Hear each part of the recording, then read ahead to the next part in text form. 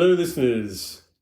Welcome to Thrice, a Sinister Siblings podcast, where we watch a horror movie not once, not twice, but thrice, to unravel the layers and see if it reveals anything new and juicy with repeated watching. My name is Adam, your host tonight, or this episode. With me is Tracy. Hello. And Mark. Hello, everybody. So if you're new to the podcast, just to explain a little bit about who we are and what we do. So what we try and do is to watch a movie 3 times to see what we can uncover through the multiple viewings. So the first part of the episode that we'll do is based around just our personal opinions of when we watch the movie. The second part that we'll get into then will be when we watched it a second time, and that will be sort of an internal discussion where we've got not just our own views, but the views of each other. And then when we watch it the third time, we'll do it with some external viewing as well. So that input might be either from you, the listeners, it might be from reviews that we've read, or conversations that we've had with people involved with the film. And I might toss you over to my darling sister Tracy if you want to tell us all about the film, but be warned, listeners, there will be plenty of spoilers ahead because, let's face it, it's a bit hard to discuss what we thought of the film if we don't tell you what happened in the film. Okay, so this episode's film, Late Night with the Devil. Dun, dun, dun. So to give you a bit of an overview, it all occurs on the one night, the 31st of October 1977. Johnny Carson rival, Jack Delroy, is the host of Night Owls, a once hugely popular syndicated talk show. A year on from the tragic death of Jack's wife, ratings have plummeted, and sponsors are getting nervous.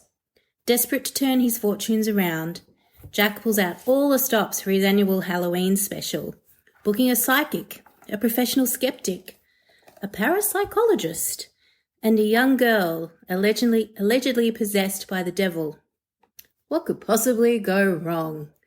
So, Adam. Yes, Tracy.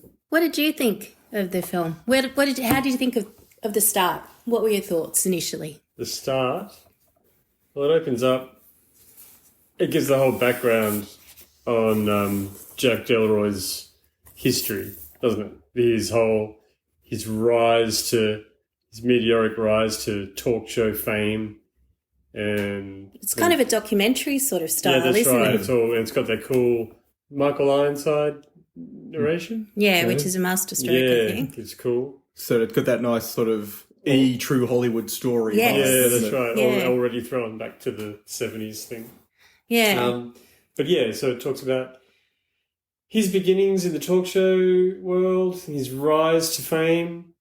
He meets his wife, and his tragedy. It makes it known that a tragedy befell his wife, and mental health issues. Also alludes to some shady kind of dealings with a kind of Masonic kind of... Yeah, that's it. Gentleman's club. Yeah. But not in that way. Yes, that's right. But what I found was different. Society, yeah. And what I realised straight out the gate was it wasn't going to be just your normal sort of narrative movie. It was really starting as that sort of little bit of found footage. There were clips. It was a real documentary style. That's right. It sets it up that this is Jack Delroy's last-ditch attempt to regain his viewership. He's throwing it all, caution to the wind, and he's putting all his eggs in one basket on his Halloween night for his Halloween special in the hope that it's going to get viewers back on board. Yeah. I found it actually really even though I was viewing the film, it really put me in a viewer's seat. It was almost like I was at home watching it on late night television, this sort of throwback expose, like, remember back in the 80s there was Hard Copy that would be on late at night? It was like an episode of Hard Copy, and then they were like obviously then saying, and now we're going to show you this, huge episode, first time out of the vault. Yeah. We're going to really show you the episode from Halloween, 1977. What about you, Mark? What did you think? I love the look of it. And I really did love that. The use too of stock footage from the 70s, that they sort of blended it in to make that funky montage. It reminded me of one of those sort of early Mondo documentaries where it wasn't so much about telling a story as much as it was trying to shock you with grainy CCTV standard footage of just like, here's a 7-Eleven attendant being shot by a random stranger kind of thing. Yeah, it had something like, it made a mention of Faces of Death in it, didn't it, at some point? If it didn't, it certainly had the vibe of it. Yeah. So I thought that part of it was a really cool intro to it. So I like the way it was sort of, so come with us and see what happens. Although I do have a nit to pick, and I'm just gonna blow it up here for a second. Keep those nits. So the nit to pick is this, because they ramp you up and they say, what you're going to see is the footage that aired that night. Yes. And some behind-the-scenes footage that we happen to have as well. And I'm like, okay, you've set those rules. But then they go, and here's some flashbacks that now somehow we have. Yeah. And here's some hallucinations that somehow you can see. Yes. And I'm like, I get for the story, but it's cheating. Yeah. No, I felt that too, particularly towards the end of the film. Yeah. I was thinking about that, the hypnosis thing. I don't know. Are we going to go through the whole movie? You can jump. Go where you want. Right. Follow your nose. Yeah. So, well, we should probably say. So he's guest on this movie. This episode, he has the psychic, a medium who communicates with the dead. He has a reformed magician. He has a magician who's a skeptic now. Yeah, that's right. A renounced magician who's now his a skeptic. name's Carmichael. Paranormal skeptic, and that's right, Carmichael. And the parapsychologist lady. You've got Christiao. He was the medium. Christu. He sort of looked like a dodgy Prince impersonator. Yeah, that's right. He kind of was. Yeah. And then you've got the heavy hitter, the main event. Jack Delroy. Lily. Lily. Yes. Played by young Ingrid Torelli. Yeah. Who, just ran a bit of trivia for you, she played Matilda in the stage musical. Oh, how lovely. So she went from being that happy-go-lucky young lass to this. Yeah. And there's also Gus, the studio exec, who is just really referred to as Jack's sidekick. So he's that person who's always, these shows always have that person who's the punchline, both. Yeah, the person who's conducting the band or riling up the audience. Yeah, the bald guy in Letterman. I don't know his name. I don't know. I know that chap. Yeah. Paul Schaefer. Yeah. That was the guy, wasn't on Letterman. Yeah. So Gus as well. So yeah, I guess. But yeah, it was. So at one point when they're hypnotized, I mean, I guess we're to believe that the audience is hypnotized as well. The in-studio audience and also the audience at home. Well, I think Jack actually references that, who saw that, and there were people who stuck up their hands and people who didn't. Yeah, so some people, almost everyone saw it. So therefore, I guess we kind of saw it too. Yeah. I guess. But yeah, I know what you're saying. It does take you out of the reality of the thing. It does. It just becomes a bit of a cheat, I thought. Yeah. And I mean, the setting is so wonderfully positioned as well. Like even from the typeface, the font that's used on the actual film itself, Late Night with the Devil, through to the set design, the whole way through, it's really puts you right back in that time. And I think also in the audience, they've got the studio audience that's in there, and a lot of them, because it's Halloween, are dressed up, and they're dressed up not in really fancy costumes, but sort of homemade costumes, painted faces. And I think that also positioned it in time as well. Yeah. So, and I also thought they used it to really good effect, because often there were people who were dressed as witches, or there was a dude who was dressed as the devil. And so for a while and there was a guy who also had a skull mask on. The skeleton guy. Yeah, so for a while you're like, is that person actually a devil? Like, so I think it was good in that way. I think, it was just beautifully designed. Yeah, the 70s setting definitely makes it sort of more entertaining. It's kind of a character in itself, and the setting is a character as much as anything. It sets some expectations of what you think you're going to see up front, doesn't it? Because you think, we all remember Graham Kennedy, all those sorts of late night shows, so you think you know what's going to happen. Yeah, exactly. And I guess, you're right there. And I think also, I'm just thinking about it now. So this is set 1977. So movies like The Omen, The Exorcist, still really fresh, like in that time period. So it kind of almost, and I guess setting it in that time frame as well, for people who were familiar with those films, it does start to sort of, with a young girl as the key figure, it does start to set becomes that up. a sibling of the Monster Kids from the 70s. Yeah, so you start to already get a bit of the heebie-jeebies because you're like, okay, well, this can't be good. Now, I'm with you on the set design. I think the set design was really good. Although there's been a little bit floating around, which is interesting to discuss because we haven't really come across this stuff before, which is the fact that the directors used just a smidge, just a little bit of AI in some of the animations they did. So, you know, when they were going to and from commercial breaks and you had like the dancing skeleton kind of thing, that was AI created. So there's actually been stuff online where people have decided to boycott this film on the basis that because, you know, it's using AI, which was obviously a controversial thing with, you know, the actors and writers strike. And, but, you know, it's seconds in the film.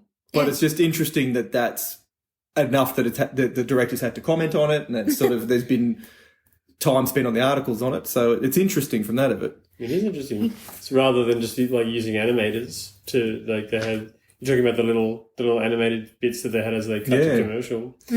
Wow. Okay. Yeah, I guess people are always going to... I mean, that's putting someone out of a job, I guess. Yeah, that's an interesting thing. It is interesting, yeah. I mean, I don't know how often people who are given the task as a graphic person to do something don't just look for images and combine things anyway. But, it's just an interesting point to bring up because obviously that a lot of the technical side of things, like even the fact that, you know, the TV show footage was done in a traditional 4:3 TV format, whereas the behind-the-scenes stuff was done in a different aspect ratio. I thought that was interesting. And in black and white as well, which I kind of realised at the time, but it was only a bit later that I was like, all of those, you know, in between scenes, I guess, in between shots it were needed in black and white. Yeah. Because then it was like, okay, you're no longer watching it was good. footage of, you know. I thought it was really effective. Yeah. It was really good. So I guess really as we move through the film, so the first guest that he had was Christou, wasn't it? Yes. Yeah, that's right. So what were your thoughts on Christou? I think you were kind of mentioning before. Oh, it's just how I couldn't understand. So he gets Christou out. Yeah. You know, and it's like, welcome Christou. Christou does his sort of shtick where he interviews, he tries to channel people, you know, everyone's sort of seen it before where he tries to channel sort of departed loved ones from people in the audience. Kind I'm getting Paul, Peter, P-name. And you sort of get the sense that he's kind of maybe like a charlatan, or he's just kind of using a mixture of intuition and sort of leading kind of questions. Oh, yeah. And like... Yeah.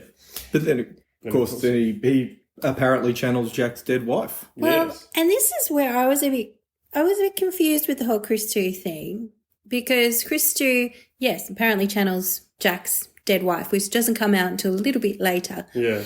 But he's getting mixed signals. Yeah, but he gets violently ill, and basically it's taken away to hospital. It's quite a dramatic sort of event, very dramatic scene, taken away to hospital, and behind the scenes he passes away quite violently in an ambulance. And and so she says chuckling. I say chuckling. Well, I was just remembering it was quite dramatic the way he went out. But basically his demise serves to ramp up the tension with the crew on the show, because everybody's trying to keep it on the down low that Christou actually, you know, had all these visions and things, and now he has passed away. That's right. And so, it just serves to ramp up the tensions. People start walking out of their job and going, I'm not staying on this. This is way too creepy. So, but I guess where I'm coming from, that was a bit long-winded, where I'm coming from is if he's a medium and this is what he does, why does this kill him? That part I didn't get. I'm like, sure, be overcome with the spirit. Be overcome with the devil. And be like, oh, the devil, I'm overcome. I think I think that's just it. He was out of his depth. I wonder if maybe, I don't know, perhaps he wasn't a real medium, or it was just a very base level medium or and something. it tapped into something. Yeah, basic. basic. Yeah. It struck me as like I didn't understand why it killed him. I guess it's the first piece of the bigger picture, which is the lives that Jack, in essence, is responsible for taking in his quest to be a superstar. So do you want to explain a bit about that for us, Mark, about the Grove? Yes, so the Grove, and that's when we talk about, obviously, what we do here on the podcast with revisiting things. The Grove is something I do want to revisit in a future episode. Yeah, The Secret Society. Yeah. Because the Grove, they paint the picture that, is we're not quite at satanic panic levels in the 70s yet, but we're well aware of cults and families. This is before Jonestown, but after Manson, this sort of time frame. And the Grove is wealthy, influential businessmen who go out into the wilderness and do secret men's business. And the picture that we're painted is that they actually have genuine power to be able to manipulate things. And what we're presented with is that Jack has made some sort of deal to be the best, to be the number one in town. The highest rating show. The highest rating show, which anyone who's ever seen anything to do with making a deal with the devil realises you don't get what you pay for. So I think Christu's death is part of that bigger package, because the idea is ultimately the devil is going to give him his highest rating show ever. It's also going to be his last show ever. Yeah. And I guess that's what you want. You want those huge reactions. So I think Christu was just a small cog in that big machine. Because I think it's basically stated a bit later on where once the devil makes his appearance later in the show, the devil, a.k.a. Abraxas, a.k.a. Mr. Wriggles, he says, Jack, I remember you. I recognise you. I know who you are. Right. And so it's made quite clear. Unexpectedly, though. Yeah. Well, Jack is a bit taken form of aback. Lily. I think he thought he was just out having a bit of a wild time in the woods. Jack's taken it back. Jack's taken aback. Yeah.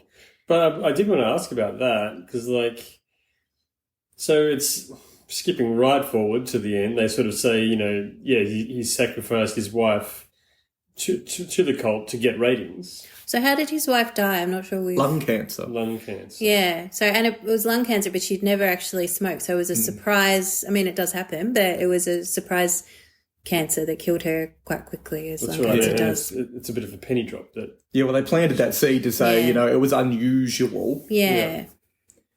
But he got the ratings. My question, I guess, is what was the name of the group again? The Grove. The Grove. How were the Grove involved in... Did they tee up these guests? Because, it's the fact that he put on a crazy show that got the ratings. I think he'd kind of said, I want the biggest, ratings show and I want to be a huge success and I want it to be the biggest thing. And he prayed to, the Abraxas, the devil or whatever, who was apparently there in the Grove in California having a wild time.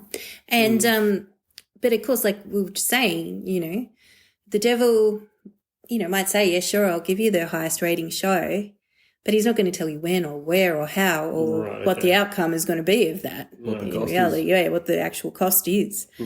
So, I think that's sort of where it's a bit, he kind of goes, oh, this wasn't good. But I think, so we've kind of had the Christu thing happen. Yes. And then the next thing that comes on is actually, I think, when Lily and her guardian, Dr. June Ross Mitchell, are introduced, I think. Because I think we have Carmichael. But he's the sort of there psychic. the whole time, isn't he? He's kind of there. And he was the most annoying person. I couldn't imagine spending my evening with him. I would just be like, go and get. Did anyone else find him over the top and irritating? I suppose a little, but that was the role. That's how he did well, Well, he did well, but I'd be like, you can get off my stage now. Get off my stage. I just found him so annoying. I was just like, oh my, ugh. Yeah. It was good. It was watchable. Yeah, but I think he was also the foil for Jack. He was the person going, this is bullshit. This isn't any good. This is rubbish. And Jack's like, no, I'm trying to be someone that sweeps week. I need, this has to be good. Yeah. So to have someone sitting there going, it's not very good. It was really that friction element there. Yeah. Yes. I actually thought the film wasn't as religious as I thought it was going to be. I thought from watching the trailer, we were potentially going to have like an on-air exorcism type of situation. Yeah. That's where I thought it was going. But the actual demonic possession part of it was pretty small. Yeah. Which leads me to a bigger question I want to put to you guys. The whole concept of the movie MacGuffin, you know, the thing that's there to drive the plot along but isn't really the point. And is the whole possession of Lily, is that a MacGuffin in this? Because it feels to me the film is really about Jack and what he's doing and what he's done to people. Yeah. And it almost feels like the possession element with Lily is just that. It's a MacGuffin. It doesn't really matter if Abraxas was real, if she's putting it all on. You know, they never really settle that argument. You know, the skeptic's like, it could be this, it could be that. So it almost, but it doesn't really matter, does it? Because it's about Jack. Yeah. Yeah, I think he's a little duplicitous, I guess you could say. You know, I think he genuinely cared for his wife, but he also is incredibly ambitious. And so I think he portrays himself as a really kind, affable, you know, best buddy, you know, sort of host. But in reality, he's really quite cold and ruthless and willing to do what it takes. And yeah, I think it is predominantly about him. It's not, the possession does take an absolute back seat. It's really about all of the other sort of issues and things that come off that. Well, the possession is like, it's all his chickens coming home to roost. It's like, whoa, the devil's in the room. He's sizing me up. He's calling in his favours, you know, that I asked. And that he probably never even really believed. You know?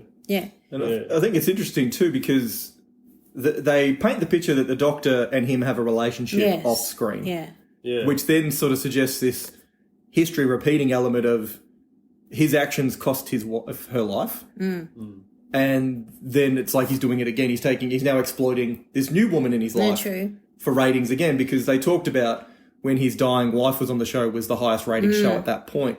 And it's like he's doing it again. He's brought sort of a loved partner kind of person on and just put the pressure on her straight away. Come on, let's do this. She's like, I don't want to do it. It's not safe. He's like, I don't care. We're going to do it anyway. Yeah, and I guess he also ignores all the pleas of his co-workers as well. Like Gus is begging him to stop this. Let's not go forward with it. You need to stop. And he's like, no, we're doing it. It's just going to happen. So, and I guess he's also, got that Carmichael bloke who's kind of prodding him the entire time as well. We've mentioned the hypnosis scene. What were your thoughts, Mark? Well, at the very end of the film ends with Jack realising it's all blown up in his face. Everything's done. You know, he's massive spoiler, but we're already into that now. He stabbed Lily and everything is quiet. He has no audience left. Nothing's... Everyone's cleared out. And he starts saying, dreamer awake. Dreamer awake. He starts chanting this sort of thing. And I thought it was really interesting because you go... It was like he's trying to wake himself up. He's like, this can't be real. What is happening with this? And I thought it's an interesting little prod from the filmmakers, I guess, because whether they're sort of saying to us, well, how much of this was real? How much of this was in Jack's head? Like, how much could the whole show have been in his head? You know, it starts getting that rubber reality side of things. And so you go, was the whole show real up until the very last moment? Or did he stab Lily an hour beforehand and this is he just suddenly become aware now this has happened? It's kind of a bit, I was just thinking it's kind of like a bit like A Midsummer Night's Dream, a bit Shakespearean, like one wild crazy night where you wake up and everything's changed, that dreamer awake. It's very much like, you know, in the woods in A Midsummer Night's Dream. There you go. So you found a Shakespeare angle. Yeah. There you go. Well, it is. I think it was real because they were like, this is stock footage, and it ended. I think we're expected, or I took from it that he killed everyone on stage in a murderous, delirious frenzy on camera. Oh. And the cops were coming to collect him. Oh, there you go. Because they were all dead. Yeah. So they led us to believe that Lily did some of that killing. Yeah. But you're thinking maybe that was his hallucination? Yeah. Yeah. Yeah. I guess for me, it lost me toward the end when it all went very loopy-doopy and we're all in his brain, and it's all... Because, again, I was like, how am I seeing all of this, his dreams, and he's meeting with his wife and she's talking to him and she's like, kill me and all of this stuff. I'm like, sorry, what? Hang on. Well, how did I get here? I just sort of... It took a really different sort of lean and a different tone for me, that part. And I was like, I was with you right up until here. Yeah. I really was with you. Like, because initially when it came out with the documentary styling and stuff, I was like, oh, okay, this is going to take me a second to settle into this. And then I was like, okay, and we're obviously in the part of the viewer. So we're watching the show unfold. So I'm watching the psychic and I'm watching, Carmichael. And so I'm like, okay, again, and I did. And I got into that space. And then, we sort of took a real, I mean, I guess you're talking about the devil and stuff, so it's always going to be a little bit, uncharted.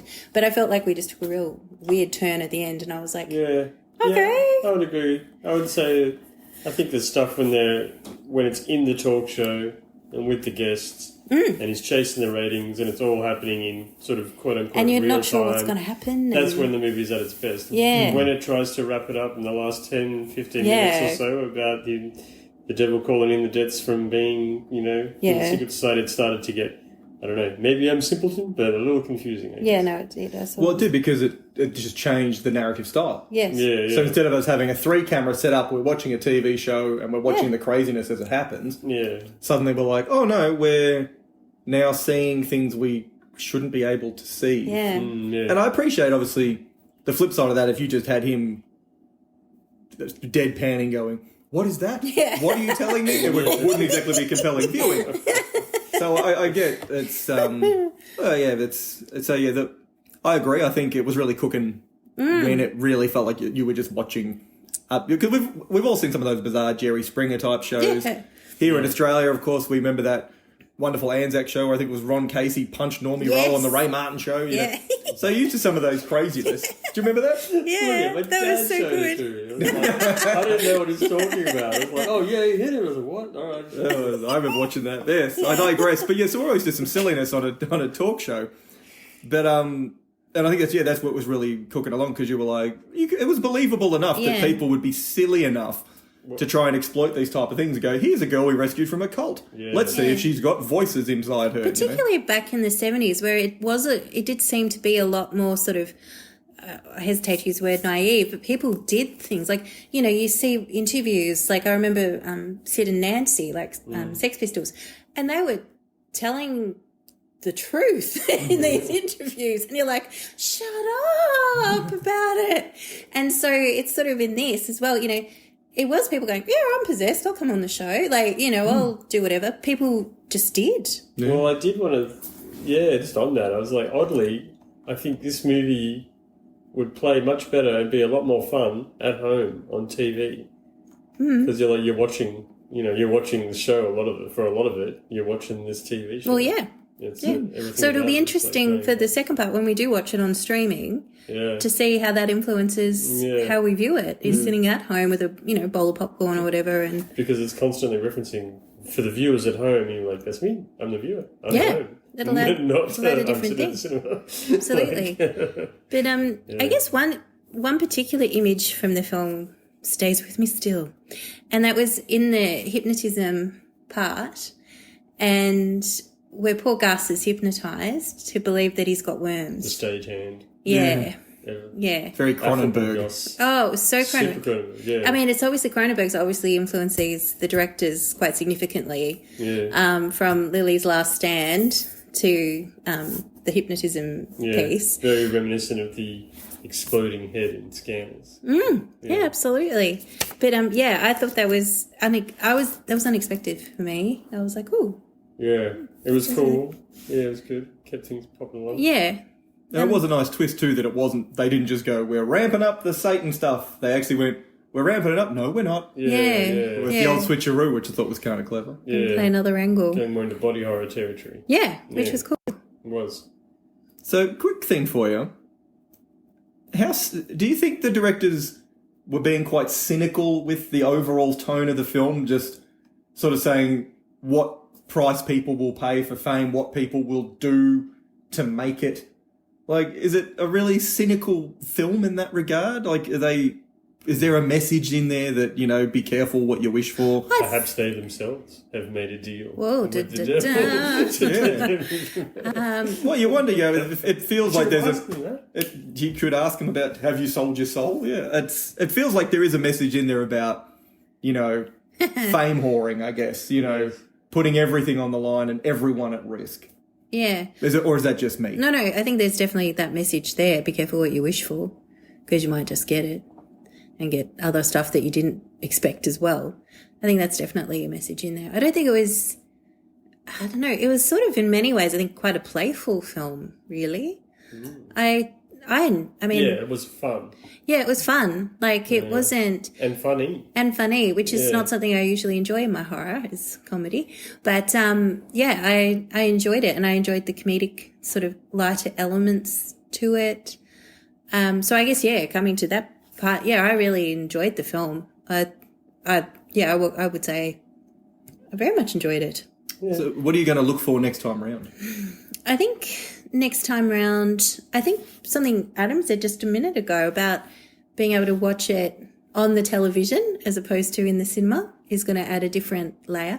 I also want to go back and listen for the sound sort of scape to it, like music and other, because I don't remember any music from the film. I don't think it's heavily scored, but it was really just the band doing the little jazzy intros and things. Yeah, but even just the sort of the opening credits and things.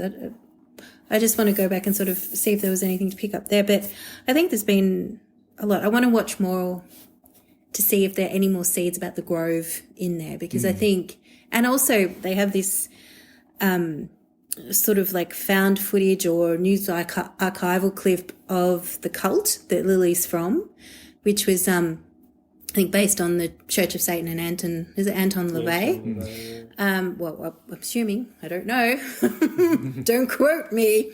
So I think I would like to sort of try and delve a bit more into that, pay a lot more attention to that angle as well. That's right, we haven't spoken about that. Because also, was Lily evil?